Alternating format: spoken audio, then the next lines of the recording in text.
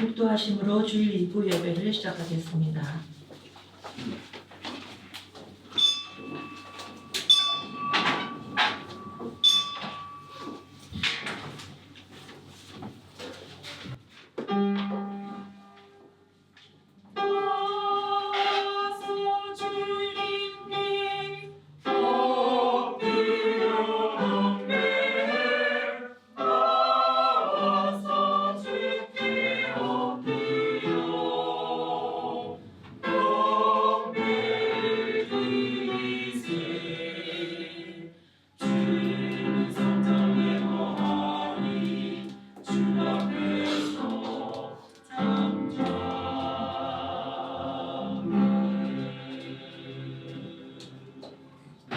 나의 영혼아 잠잠히 하나님만 바라라. 물은 나의 소망이 그로부터 나오는도다. 우리는 그가 만드신 바라 그리스도 예수 안에서 선한 일을 위하여 지으심을 받은 자니 이 일은 하나님이 전에 예비하사 우리로 그 가운데서 행하게 하려 하심이니라. 아멘. 일어나셔서 찬송가 1장 찬양하겠습니다.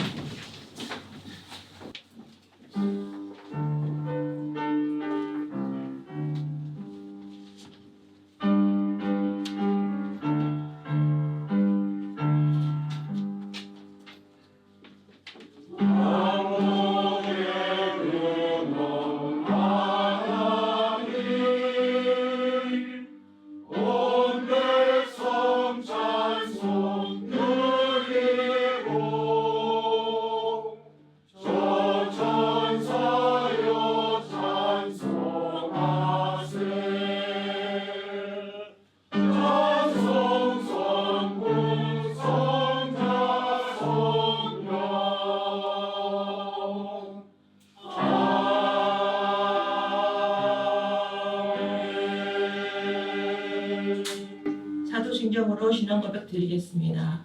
천지를 만드신 하나님 아버지를 내가 믿사오며 그 우리 아들 우리 주 예수 그리스도를 믿사오니 이는 성령으로 잉태하사 무덤과 마리아에게 나시고 본디오 빌라도에게 고난을 받으사 십자가에 못 박혀 죽으시고 장사한 뒤 사흘 만에 죽은 자 가운데서 다시 살아가시며 하늘로 오르사 전능하신 하나님 우편에 계시다가 저리로서 사는 자와 죽은 자를 심판하러 오시리라. 성령을 믿사오며 거룩한 공예와 성모와 서로 교통하는 것과 죄를 사하여 주시는 것과 몸이나 사는 것과 영원히 사는 것을 믿사옵나이다. 아멘. 앉으셔서 찬송가 295장 찬양드리겠습니다.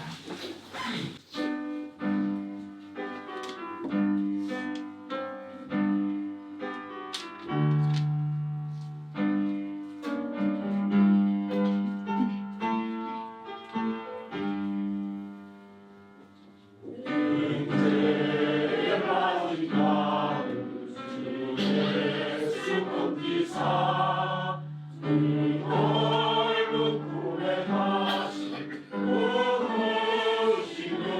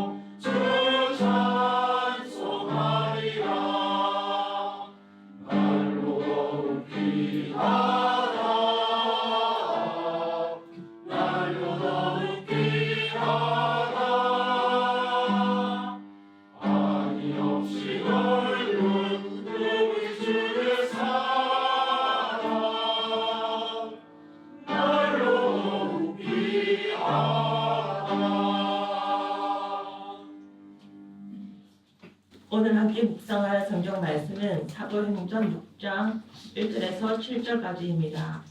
한 절씩 교독하시다가 7절은 함께 봉독하겠습니다.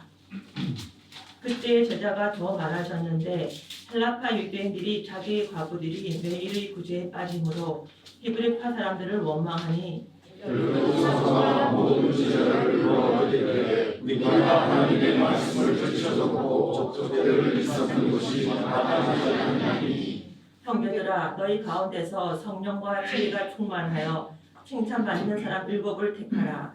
우리가 이 일을 그들에게 맡기고 우리는 오로지 기도하는 일과 말씀 사역에 힘쓰리라 하니 온 무리가 이 말을 기뻐하여 믿음과 성령이 충만한 사람 스데반과 또 빌립과 브로고로와 니가노르와 디몬과 바메나와 유대교에 입교했던 안디옥 사람 니골라를 택하여 사도들 앞에 세우니 사도들이 기도하고 그들에게 양수하더라.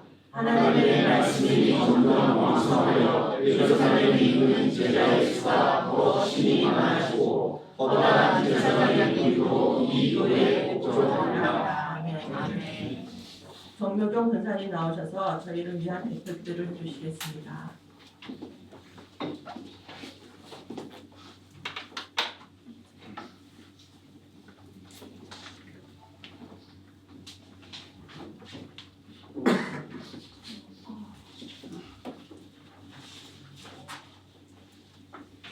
기도하겠습니다. 사랑과 은혜가 충만하신 하나님 아버지, 저희를 택하여 구원받게 하시고 영생의 축복을 누리며 거룩한 주님의 자녀로 살게 하심을 감사드립니다. 오늘 여전도 헌신 예배로 주님 앞에 나아갑니다. 우리 여전도회가 이 예배를 통해 주님의 은혜와 사랑을 깊이 체험하며 우리 삶 속에서 주님을 더 가까이 만나는 시간이 되기를 소망합니다. 먼저 저희의 죄를 사하여 주시기를 원합니다.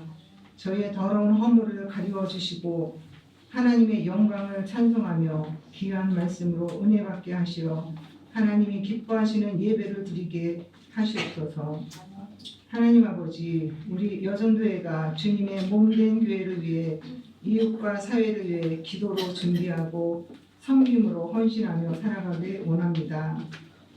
우리의 작은 손길이 주님의 큰 손길이 되어 많은 사람들에게 주님의 사랑과 위로가 전해지길 소망합니다. 주님께서 친히 주관하시고 주님의 영광을 드러내는 귀한 도구로 삼아 주시옵소서. 무엇보다도 주님의 몸된 교회를 받들어 섬기는데 게으르지 않게 하시고 교회가 든든히 세워지는 곳마다 여성도들의 헌신적인 봉사가 있었듯이 오늘의 저희 생명나무 교회도 여전도의 몸과 마음과 시간을 들여 날마다 풍성한 믿음의 열매를 수확하는 교회가 되게 하시옵소서. 믿지 않는 가족과 친지들 때문에 마음 아파하는 성도들도 있습니다. 낙심하거나 좌절하거나 포기하지 않도록 은총을 더하여 주시고 협력하여 선을 이루시는 하나님을 의지함으로 믿지 않는 가족들을 위하여 끝까지 기도할 수 있도록 이끌어 주시옵소서. 재정적으로 어려운 가정과 사업장이 있습니다.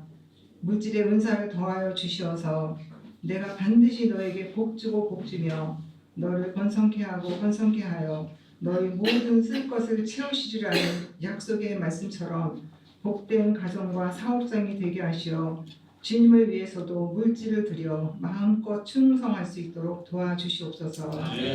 특별히 여전도의 회원들의 가정과 삶 속에 주님의 평안과 은혜가 넘치게 하여 주시옵소서.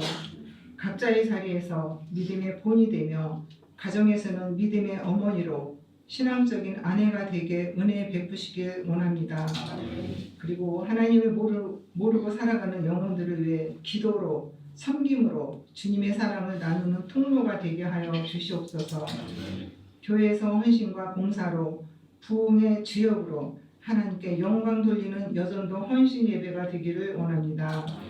하나님 아버지, 우리의 헌신이 일시적인 열정으로 끝나지 않게 하시고 주님의 말씀 따라 꾸준히 주님의 길을 걸어가는 여전도회가 되게 하여 주시옵소서. 우리 삶 속에서 주님의 사랑을 실천하며 그리스도의 향기를 전하는 여전도회가 되기를 소망합니다.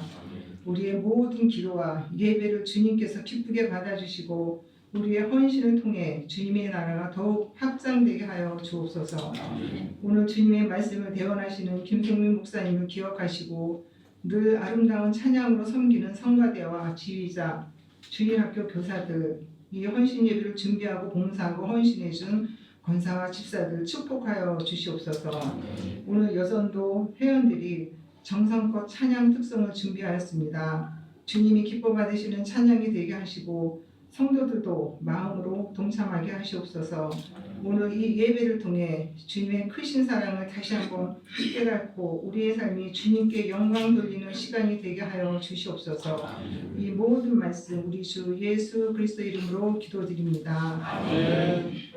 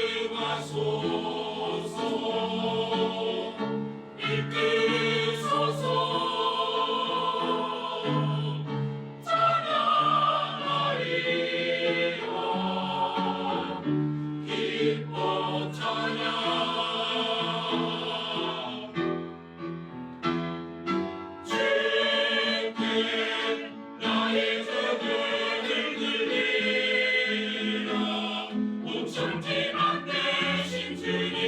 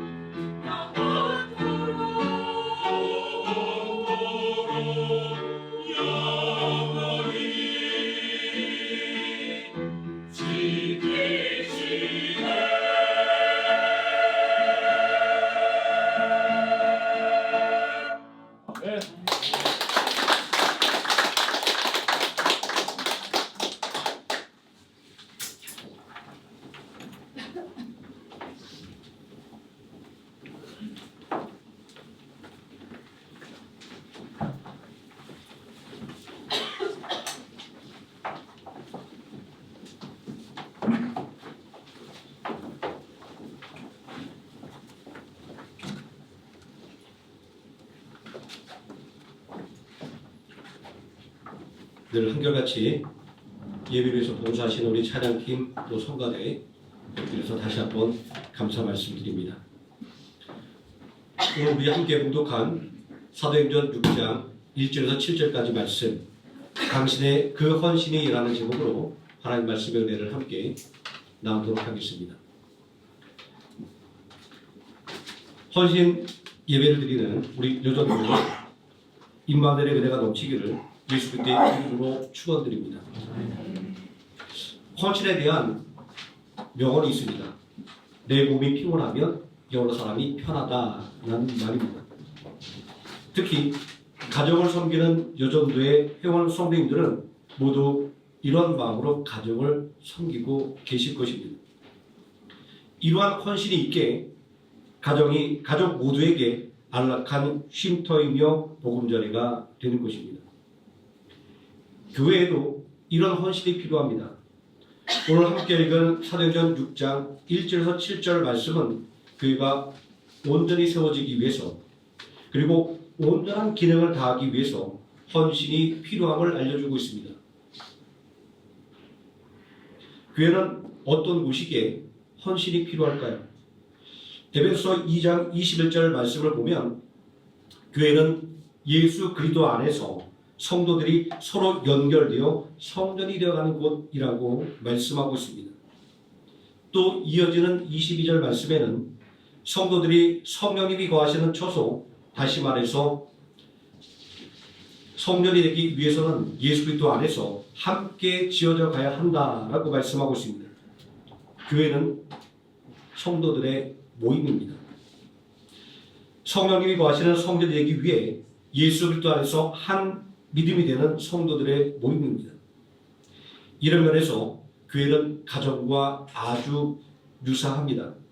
그러하기에 교회로는 가정을 하나님께서 최초로 만든 교회라고까지 말하는 것입니다.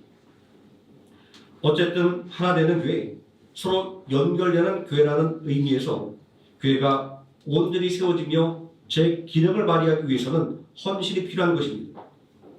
사도행전 6장 1절에서 7절까지의 말씀은 교회가 온전히 세워지는데 반드시 헌신이 필요하며 교회가 제 기능을 발휘하는 데는 반드시 헌신이 필요함을 알려주고 있습니다.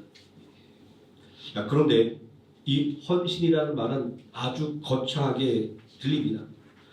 헌신이라는 말의 사전적인 의미는 어떤 일이나 남을 위해서 자신의 이해관계를 생각하지 않고 몸과 마음을 다 바쳐 있는 힘을 다함이라는 뜻입니다.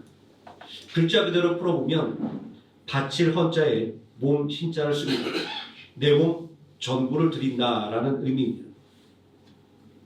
내 몸 전부를 드린다고 하는 이 헌신의 의미는 마치 구약의 제사 중에서 제물 전체를 불태워드리는 번제를 연상하게 합니다.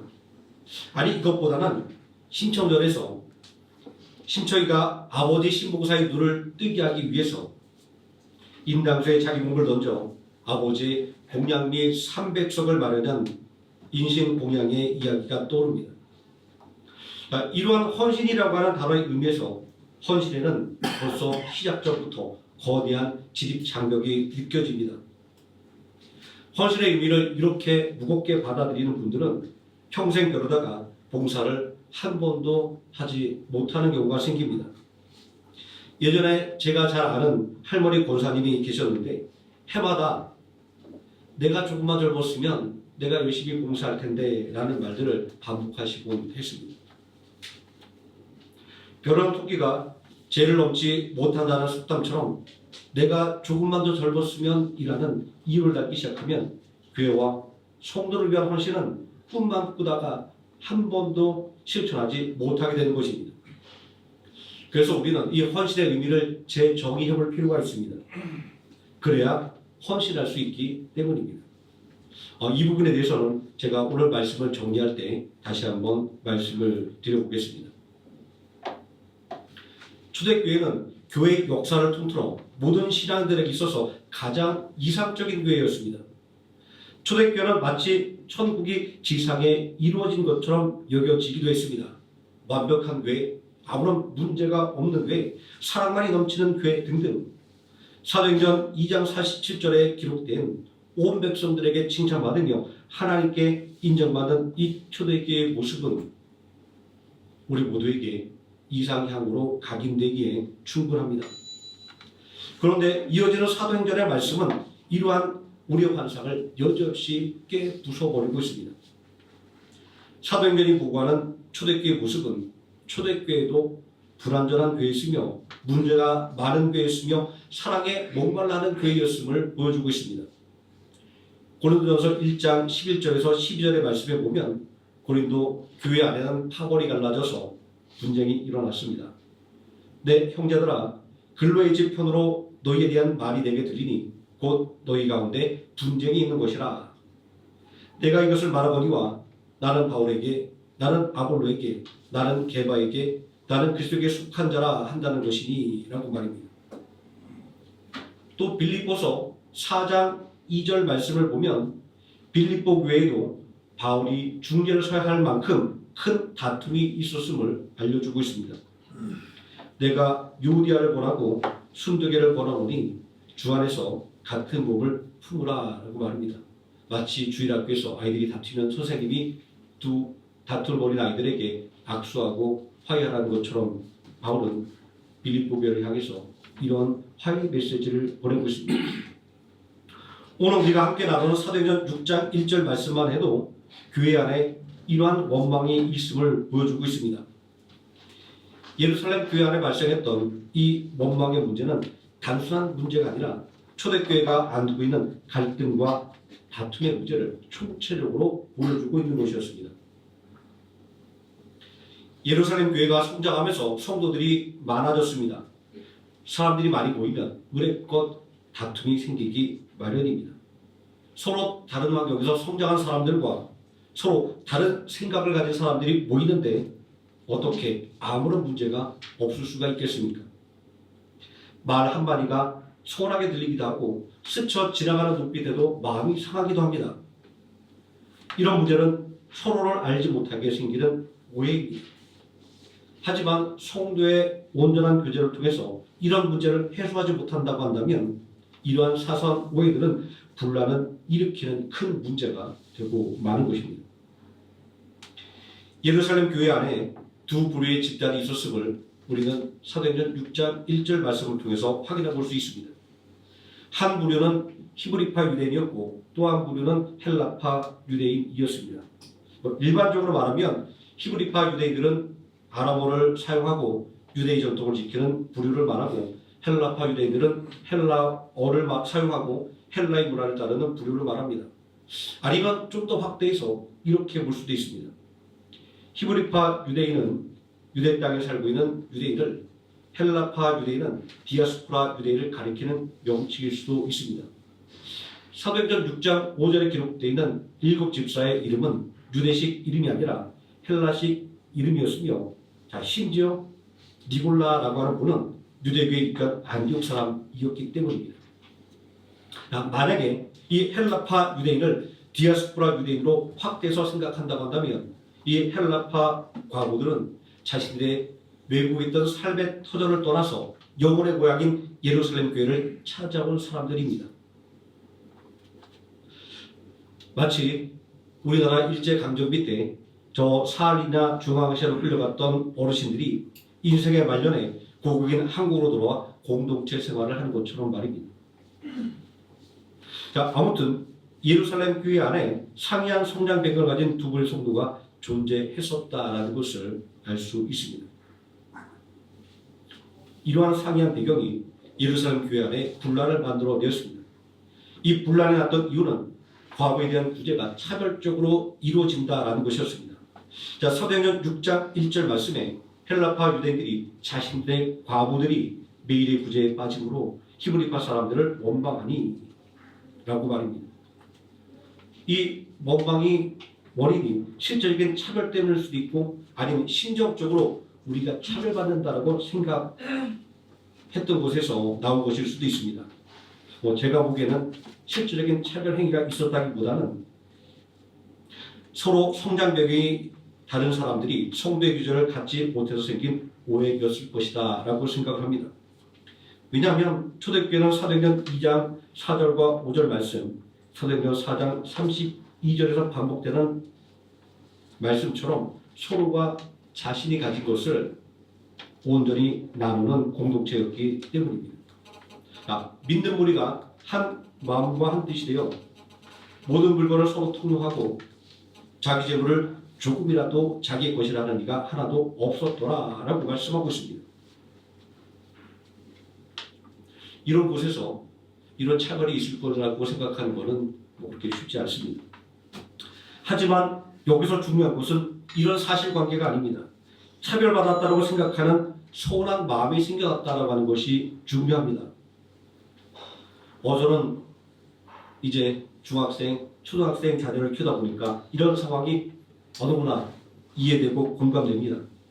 제 아들과 딸은 아빠의 말 한마디, 심지어는 스쳐지나가는 눈빛에도 마음이 상하곤 합니다. 지난주 아들이 시험 기간이었습니다. 이런저런 자수했더니 되게 싫어하더라고요. 그래서 너무 싫어서 말을 못하고 쳐다봤더니 아들이 이러는 겁니다. 우와, 우리 아빠 눈빛으로도 욕을 하네. 저는 그런 마음이 안 됐지만 억울했지만 제 아들과 말도 제가 손해니까 저 말을 못했습니다. 자, 어쨌든 교회 안에서 서로를 원망이 생겼다는 이런 것이 큰 문제였습니다.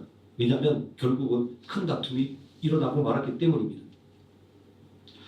예루살렘 교회가 안고 있던 이러한 문제들은 오늘날 우리 교회 안에서도 동일하게 일어날 수 있는 문제입니다. 그러므로 우리는 이런 문제가 우리 교회 안에 생기기 전에 그 문제의 원인을 진단하고 다툼의 원인을 해결할 수 있는 방법을 찾아내야 할 것입니다. 그 해결 방법이 오늘 우리가 함께 읽은 이 사도행전 6장 1절에서 7절 말씀 안에 들어있습니다.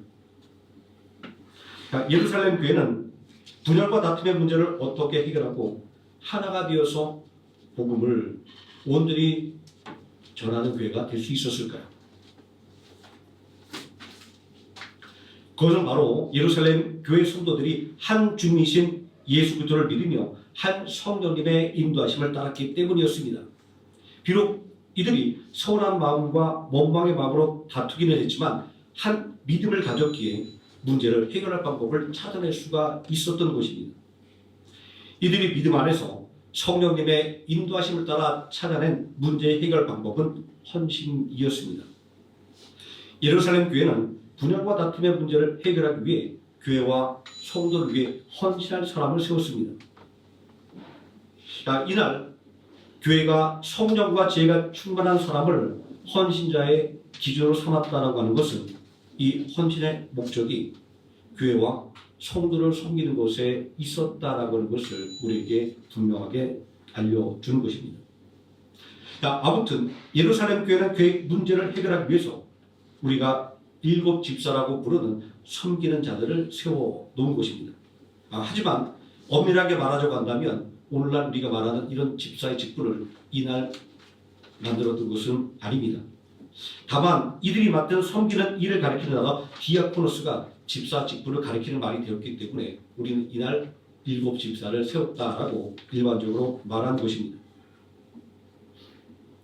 자, 어쨌든 우리가 일반적으로 말하는 7 집사를 세운 목적은 교회와 성도를 위한 헌신에 있었습니다. 사도행전 6장 2절과 3절을 보면 12 사도들은 교회와 성도를 섬기는 일을 전담할 헌신자를 세우기로 결정하는 장면이 기록되어 있습니다. 12 사도가 모든 제자를 불러 이르되 우리가 하나님의 말씀을 제쳐놓고 접대를 일삼는 것이 마땅하지 아니하니 형제들아 너희 가운데서 성령과 지혜가 충만하여 칭찬받는 사람 7을 택하라. 우리가 이 일을 그들에게 맡기리라 라고 말하고 있습니다. 7 집사를 세워서 섬김을 전담하게 할 때, 다시 말해서 교회와 성도를 위해 헌신한 사람들이 세워졌을 때 예루살렘 교회 안에 있었던 서운함과 원망은 씻은 듯이 사라지고 말았습니다. 그리고 사도행전 6장 7절의 말씀을 보면 교회가 부흥하는 놀라운 역사가 일어났습니다. 하나님의 말씀이 점점 왕성하여 예루살렘에 있는 제자의 수가 더 심히 많아지고 허다한 제사장의 무리가 이도에 복종하니라. 온갖 수식어가 붙어서 얼마나 놀라운 성장이 일어났는지를 우리에게 강조해 주고 있습니다. 자, 사도행전의 말씀이 헌신을 통하여 부흥을 이룬 이 예루살렘 교회를 통하여 우리에게 말하고자 하는 것은 헌신이야말로 교회를 든든히 세워가며 성도의 진정한 교제를 이루어가는 능력이라고 하는 것을 우리에게 알려주기 위한 것입니다. 성도들의 헌신이 예루살렘 교회를 어떻게 부흥하게 만든 것일까요? 사도행전 6장 1절에서 7절 말씀을 통해서 살펴보도록 하겠습니다. 먼저 교회와 성도를 위해 헌신하는 사람들로 인하여 사도들이 선포하는 말씀에 은혜와 능력이 넘치게 되었습니다. 섬기는 자를 세워서 교회에 섬기는 일을 맡길 수 있을 때 사도들은 그때서야 오로지 기도와 말씀에 전념할 수 있게 되었습니다. 그들이 기도와 말씀에 전념할 결과 사도들의 말씀의 넓이가 더 넓어지고 말씀의 깊이가 더 깊어지게 되었습니다. 하나님의 말씀을 더 힘있게 전파하게 된 것입니다. 사도행전 6장 7절 말씀은 이를 두고 하나님의 말씀이 점점 왕성하여 라고 표현을 하고 있습니다. 이러한 섬김을 통한 부흥의 역사는 우리 교회 안에서도 동일하게 일어났습니다. 우리 교회는 작년 12월 3일 주일에 이곳에서 이전 예배를 드렸습니다. 코로나 팬데믹 이후에 교회가 큰 어려움을 겪을 때 모든 성도님들이 한마음이 돼서 기도하고 후원하여 이룬 역사였습니다. 교회 이전 후에 목사님의 설교가 더 좋아졌다는 말을 자주 듣게 되었습니다. 아마도 우리 성도님들이 우리 목사님이 낙심하지 않고 힘을 낼 수 있도록 격려하기 위해서 그렇게 하신 말씀이라고 생각할 수 있습니다. 칭찬은 고해도 춤추게 한다 이렇게 말하지 않습니까? 그런데 저는 감히 이런 생각을 해봤습니다. 진짜로 제 설교가 더 좋아졌다라고 말합니다. 에이, 목사님 무슨 근거 없는 자신감이세요 라고 말할 수 있을 겁니다. 그런데 저는 나름대로 제 설교가 더 좋아졌다는 자아도취도 아니고 그리고 그건 자신감도 아닌 제 나름대로 합당한 근거를 하나 말씀드려보겠습니다.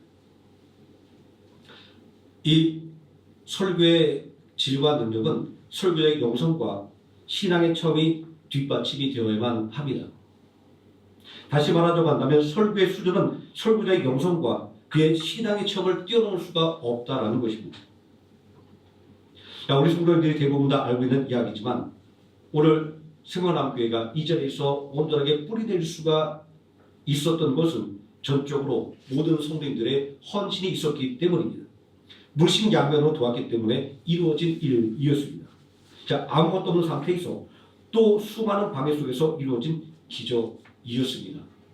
함께 이 교회를 이전하는 데 필요한 모든 행정정차를 다 도와줬던 집사님이 저에게 이렇게 물어보시더라고요. 목사님, 이사 2번 못 하시겠죠? 진짜 저는 그 말에 공감했습니다. 얼마나 어렵고 얼마나 까다로운지 이사 2번만 했다가는 진짜 정신이 훌렁 나갈 것 같습니다.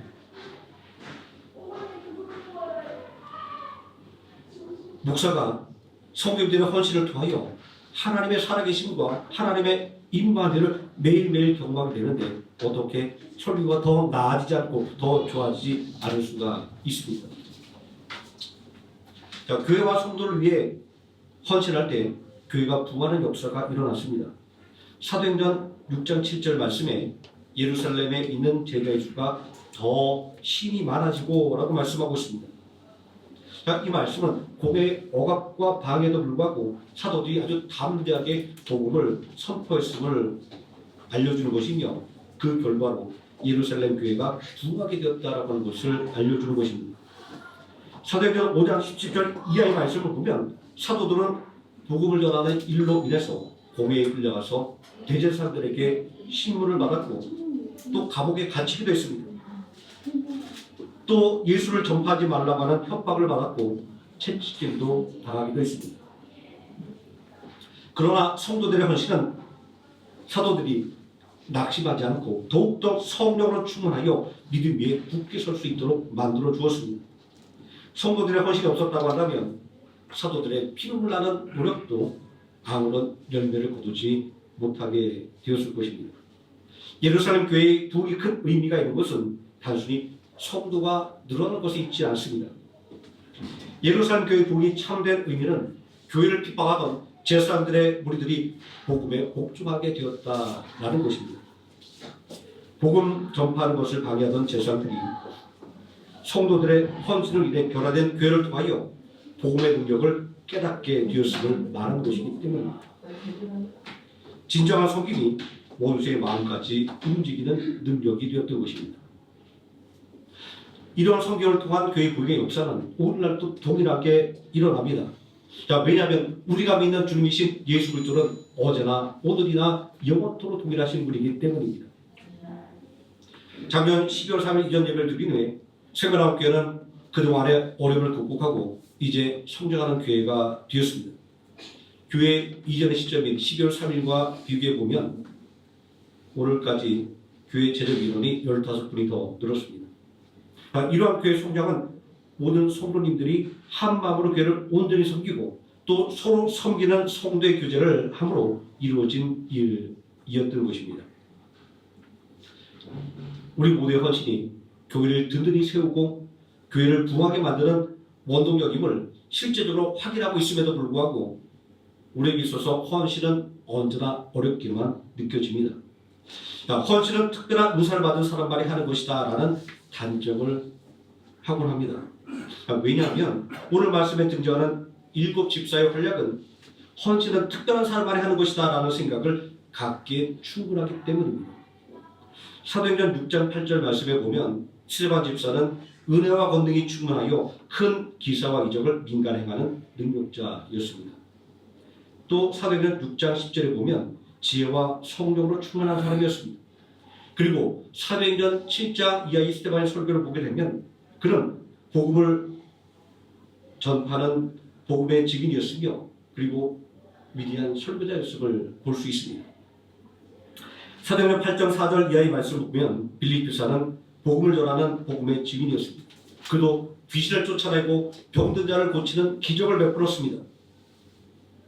그리고 에디오피아 내시에게 성경 말씀을 가르치고 세례를 베풀었습니다. 7 집사들은 정말 특별한 능력자들이었습니다. 이들이 행한 일을 살펴보면 사도들이 해왔던 일과 똑같은 것이었습니다. 하나도 다른 것이 없습니다. 사도들처럼 귀신을 쫓아내고 병든 자를 고치고 말씀을 선포하고 기적과 이사를 일으켰습니다. 그래서 신학자들은 이러한 것을 두고 단지 교회가 사람이 많아져서 교회를 원활하게 운영하기 위해서 교회의 직무를 나눈 일을 마치 교회와 성도를 섬기기 위해 7 집사를 세운 것처럼 미화하는 것에 지나지 않는다라고 말하기도 합니다. 저는 이런 의견에 조금도 동의하지 않습니다. 교회의 헌신을 외면 탁상 고문에 지나지 않는 이야기이기 때문입니다.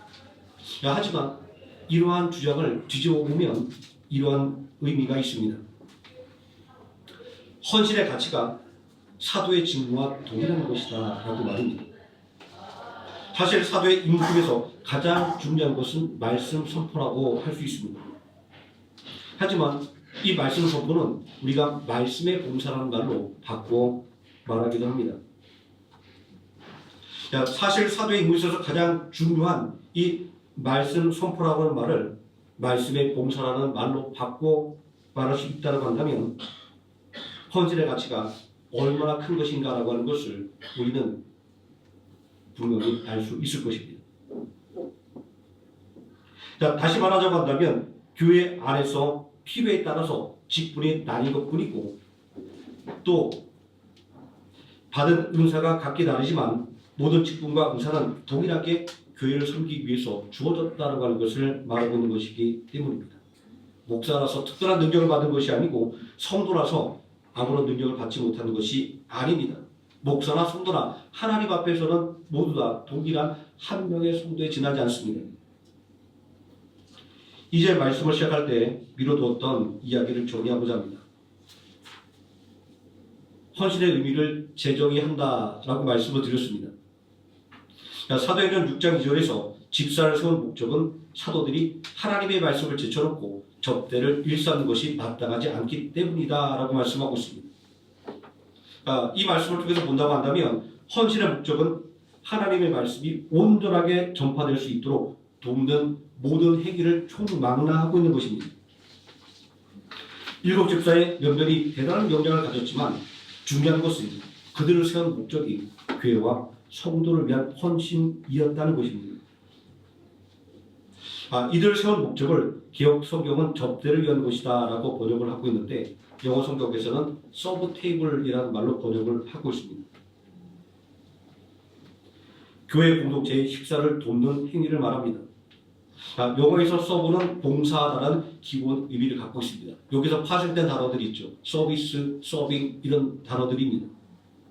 자, 우리가 헌신이라고 말할 때는 굉장히 어렵다는 느낌이 들었는데 서비스, 서빙이라고 말하니까 별거 아닌 것처럼 여겨집니다. 집사를 가리키는 말이 된 디아코노스의 원래 의미는 서비스, 봉사입니다. 누가 교회 공동체의 식탁에서 서비스를 할 수 있습니까? 이런 서비스를 전공하는데 특별한 능력이 필요하지 않습니다. 누구든지 마음만 먹으면 능히 할 수 있는 일들입니다. 그리고 또 다시 생각해봐야 될 것은 집사들에게 주어졌던 능력이 아니라 그들이 그 능력을 받은 능력의 원천입니다. 우리가 주목해야 될 것은 그들에게 주어진 능력이 아닙니다. 그들이 행했던 기사와 이적이 아닙니다. 그들이 비록 놀라운 일들을 행하긴 했지만 성경이 분명하게 밝히고 있는 것은 그들이 가진 자질과 능력으로 그 일을 행한 것이라고 절대로 말하고 있지 않다는 것입니다. 일곱 집사들이 말씀을 전하고 귀신을 쫓아내고 기사와 이적을 행한 능력의 원천이 성령과 제 충만에 있었다라고 말씀하고 있습니다. 일곱 집사는 성령과 지혜로 충만했기에 봉사자로 세워졌으며 또 그들은 봉사의 직무를 온전하게 다할 수 있었던 것입니다. 성령 충만이라는 말은 무엇을 의미하는 것일까요? 방언을 하고 예언을 하고 병든 자를 고치는 신의 능력을 베푸는 것을 말하는 것일까요? 우리는 주로 성령 충만이라고 하면 이런 것들을 생각합니다. 그런데 고린도전서 12장 11절 말씀은 성령의 은사는 성령님께서 그 뜻대로 각 사람에게 나눠주신 것이다 라고 말하고 있습니다. 다시 말하자고 한다면 성령 충만은 각 사람들에게 각기 다른 모습으로 나타난다라는 것을 말하고 있습니다. 고린도전서 12장에 기록된 성령의 은사의 목록들을 시간이 나면 따로 한번 읽어보시기 바랍니다.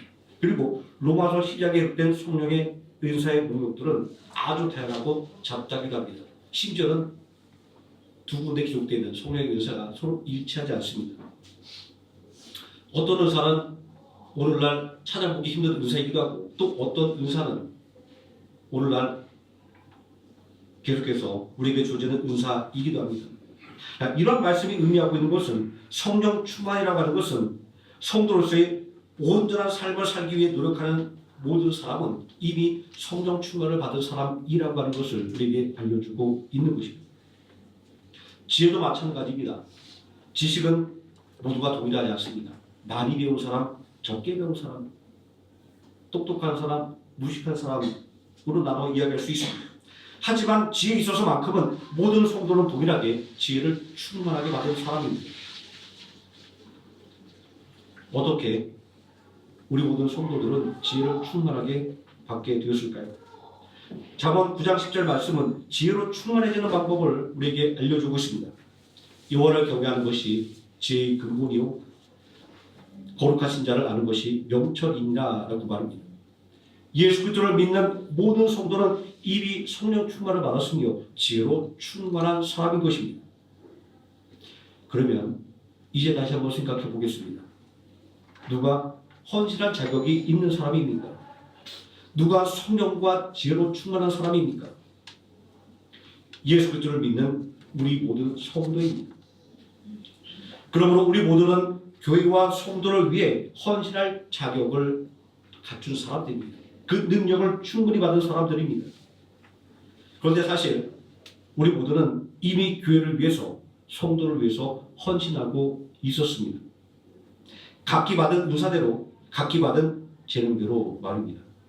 어떤 분은 아름다운 목소리로, 어떤 분은 연주로, 또 어떤 분은 교회를 꾸민 것으로, 어떤 분은 식탁의 봉사로, 또 어떤 분은 교회에 필요한 것이 무엇인지 부족한 것을 찾아 구축하는 것으로, 또 어떤 분은 영상 편집으로, 또 어떤 분은 예배의 원활한 진행을 위해서 예배 시간 내내 이곳저곳을 살펴보는 것으로 교회와 성도를 섬기는 데 필요한 곳에서 헌신하고 있습니다. 뭐 한 가지 예를 들어보면, 제가 지난주에 감기 때문에 목이 메어서 말씀을 전하는데 큰 어려움을 겪었습니다. 찬양을 하는데 목이 간질간질해지고 기침이 나서 두 봉지 찬양을 부를 수가 없는 겁니다. 그리고 5절이 되는 찬양 동안에 한 절도 부르지 못하고 쩔쩔매고 있었습니다. 그때 저에게 전해주신 뜨거운 차 한 잔이 있었기에 저는 그 차를 마시고 간질거리는 목을 잘 다스리고 말씀을 잘 전할 수 있었습니다. 아주 작은 헌신, 별것 아닌 것 같던 헌신도 이렇게 큰 능력으로 나타납니다. 만일 그날 저에게 뜨거운 차 한 잔이 전해지지 않았다고 한다면 아마 저는 목이 메어서 제대로 말씀을 전하지 못하는 큰 낭패를 보고 말았을 것입니다. 요즘의 헌신주의를 맞아서 헌신에 대한 말씀을 통해서 우리의 헌신이 얼마나 위대한 일을 만들어내는 능력인지를 함께 살펴보았습니다. 생명함께 요전도의 헌신이야 굳이 말하지 않아도 우리 모든 성도들은 다 잘 알고 있습니다. 오늘 이 순간까지 보이든 보이지 않든 묵묵히 교회와 성도를 위해 헌신을 아껴야하는 우리 요전도의 회원 성도님들과 그리고 우리 모든 성도님들이 지치지 않은 더 큰 헌신으로 하나님의 생명함교회를 온전한 부흥으로 이끌어가는 예수 그리스도의 능력 있는 일꾼이 되기를 예수님의 이름으로 축원드립니다. 기도하시겠습니다. 전능하신 아버지 하나님, 교회를 위하여 성도를 위하여 섬기라고 할 때 우리는 그 섬김이 너무나도 무거운 것으로 어려운 것으로 오해할 때가 있었습니다. 그러나 하나님께서 내게 주신 지혜와 능력으로 내가 할 수 있는 것을 하는 것이 교회와 성도를 위한 봉사임을 오늘 말씀을 통해 다시 한번 깨닫습니다.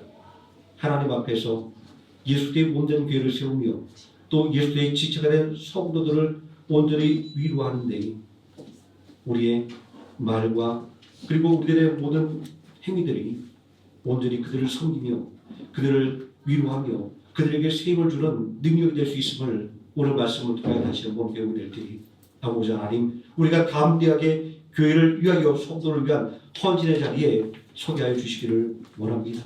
섬김을 통하여 주 예수의 복음을 더욱더 널리 전하게 해주시고 또 섬김을 통하여 하나님 나라에서 더욱더 높아지는 능력 있는 하나님의 자녀 예수 그리스도의 제자 되게 하여 주시옵소서. 예수님의 이름으로 기도드립니다. 아멘. 찬송가 213장 찬송하시겠습니다.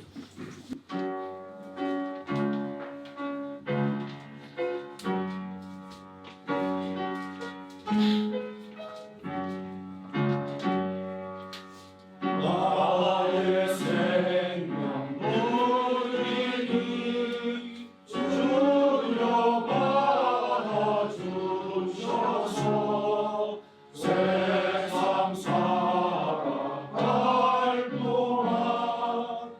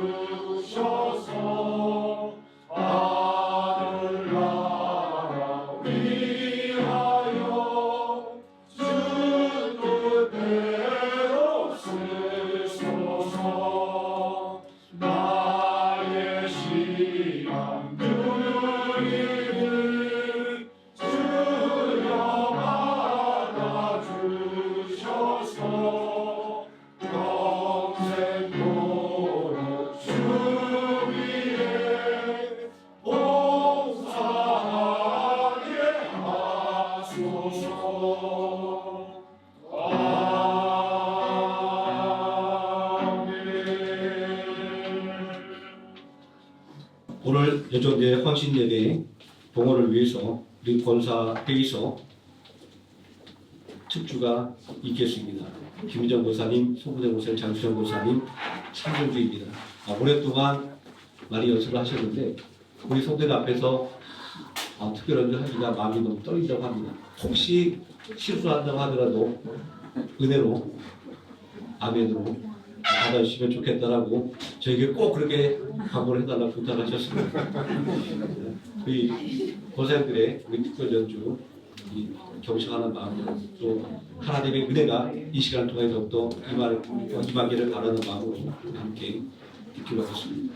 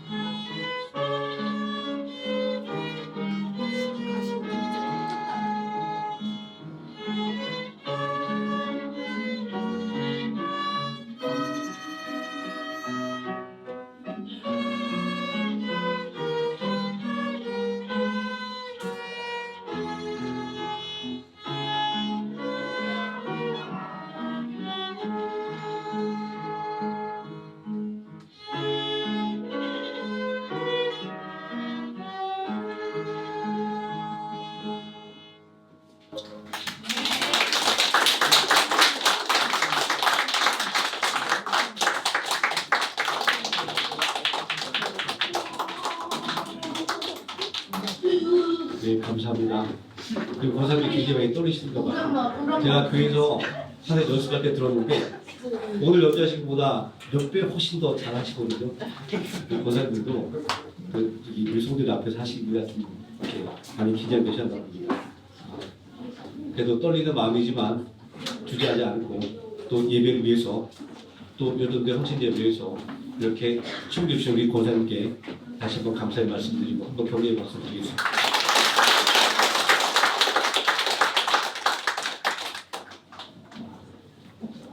봉헌기도 드리겠습니다. 사랑과 은혜가 풍성하신 아버지 하나님, 언제나 우리를 사랑해 주심으로 말미암아 예배의 자리에 설 수 있게 해주시고 하나님을 찬양하며 하나님의 말씀을 경청하기에 힘쓰게 해주심을 감사해 드립니다. 우리의 삶을 돌아보면 하나님께서 일용할 양식을 주심으로 살아가며 또 하나님께서 매 순간 우리에게 은혜 주심으로 우리가 건지할 수 있음을 또한 고백하며 하나님 앞에 11조의 예물과 각종 감사의 예물로 하나님의 임마누엘의 은혜를 고백합니다.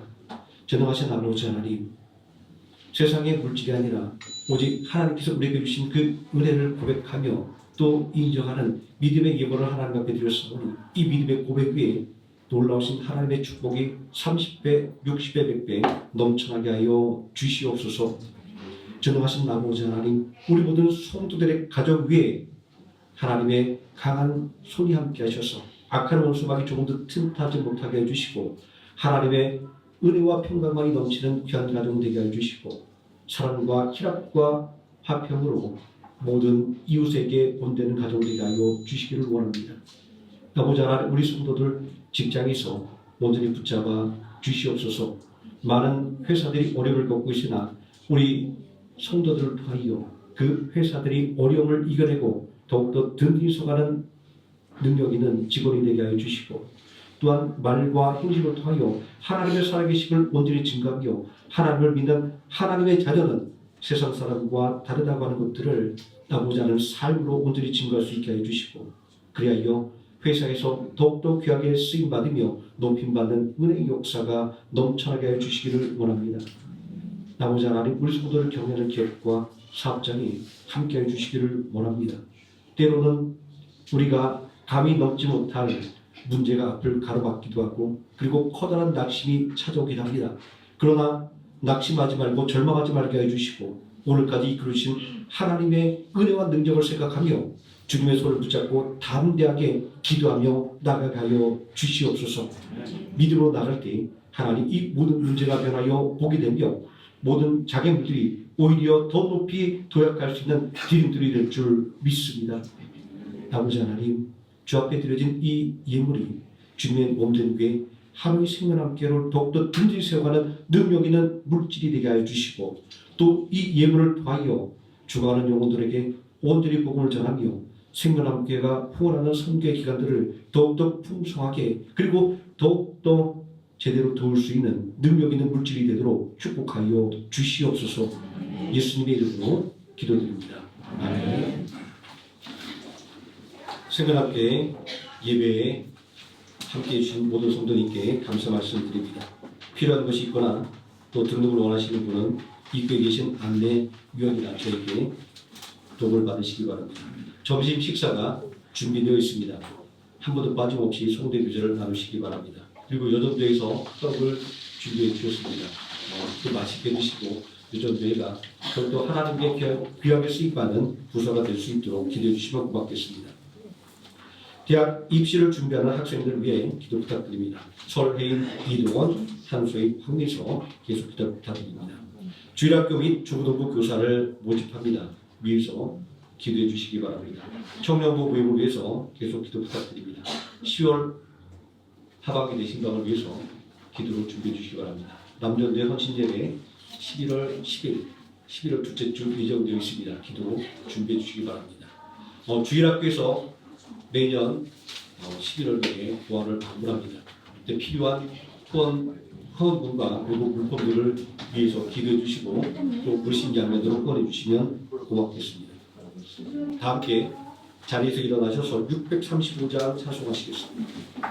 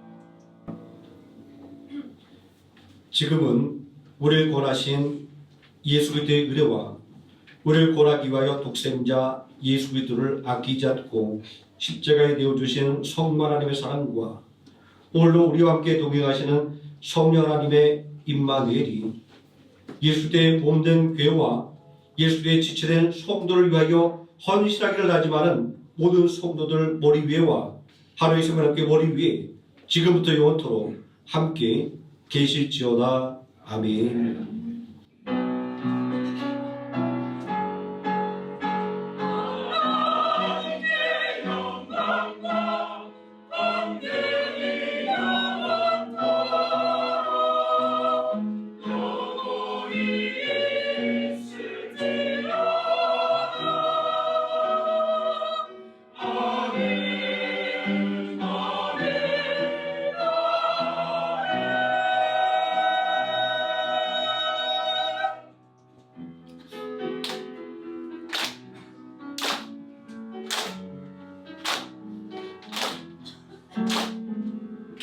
내 모습 속에 보이는 하나님 형상 아름다워라. 위한 주의 자녀 됐으니 사랑하며 섬기리. 자매의 모습 속에 보이는 하나님 형상 아름다워라. 위한 주의